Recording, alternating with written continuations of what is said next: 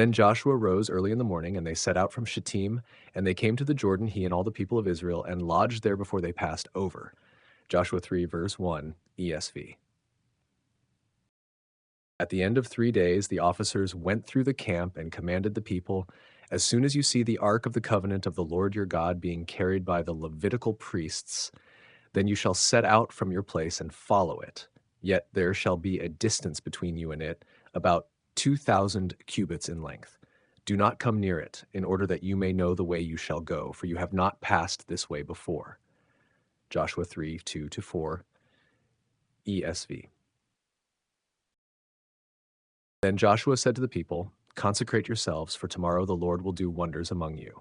Joshua 3, verse 5, ESV.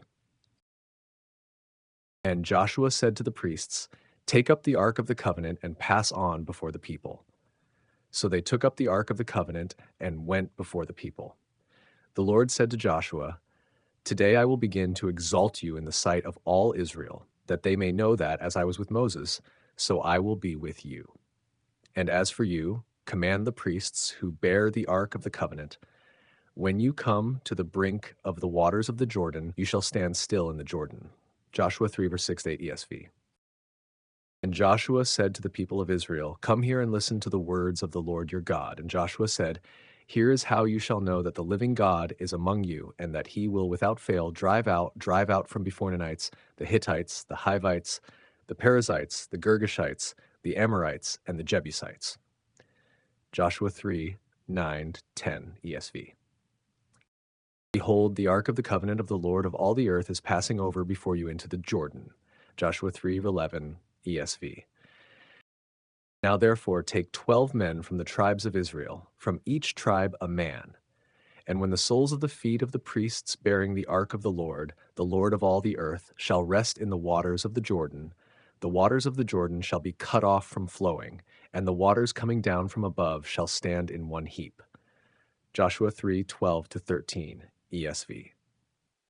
So when the people set out from their tents to pass over the Jordan with the priests bearing the ark of the covenant before the people, and as soon as those bearing the ark had come as far as the Jordan, and the feet of the priests bearing the ark were dipped in the brink of the water, now the Jordan overflows all its banks throughout the time of harvest.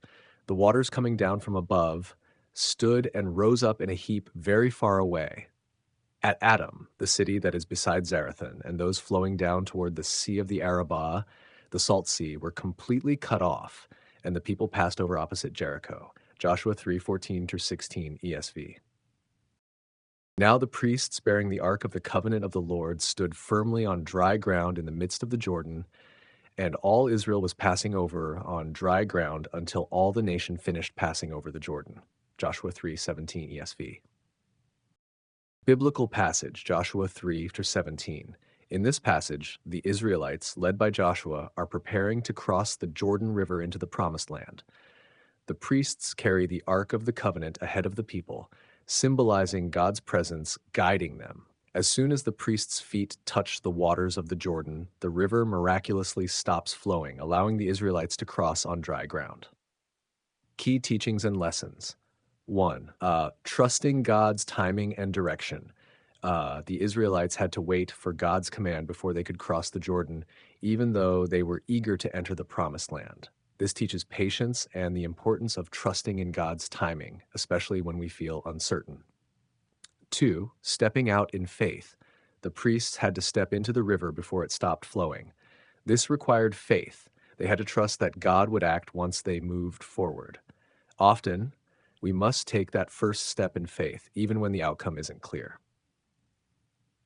3. God's provision and miracles. The parting of the Jordan shows God's ability to create a path where there seems to be none. This reminds us that with God's guidance, we can overcome seemingly impossible challenges. 4. Following divine leadership. The Ark of the Covenant, symbolizing God's presence, went ahead of the people. This signifies the importance of letting God lead, rather than rushing ahead with our own plans. When we put God's guidance first, we're more likely to be led in the right direction. Note 5. God keeps his promises. This crossing fulfilled the promise God made to the Israelites to bring them into a land of their own. It shows God's faithfulness and commitment to his word, reinforcing that God's promises are always trustworthy. Applying Joshua 3 verse 17 to a modern life. In today's world, these lessons can encourage us in times of uncertainty, big decisions, or challenges. 1. Trusting God's timing and direction. Just as the Israelites had to wait for God's command to cross, we too may find ourselves waiting for the right moment, wondering if we should take action. This passage reminds us that God's timing is always purposeful, and sometimes waiting can build our faith and strength for the challenges ahead. 2. Stepping out in faith. In 2024, stepping out in faith might mean starting a new career path, ending a relationship that isn't healthy, or moving to a new place. Like the priest stepping into a flowing river, it often takes courage to start down a new road. But trusting that God will be with us, as he was with the Israelites, can give us the courage to act. 3. Looking for God's provision in tough situations. Challenges in life can feel like standing before a raging river with no way across. But if we keep our faith, we might see that God provides unexpected solutions, whether through other people, new opportunities, or a sudden change of heart. 4. Following God's lead. In modern life, it's easy to try to control everything, but letting God guide our priorities can help us make wiser decisions. Whether we're facing a major life change or simply navigating daily challenges, seeking God's will first can bring peace and clarity. 5. Trusting God's promises. Finally, we can be encouraged that God's promises are still reliable. Like the Israelites, we may not see every detail of the future, but we can be sure that God is faithful. Holding on to promises like "I will never leave you nor forsake you," Hebrews 13:5, can help us persevere through difficult times, knowing we're not alone. In essence, Joshua 3 1-17 encourages us to trust God, step out in faith, wait on his timing, and believe in his promises, practices that are as relevant today as they were in Joshua's time.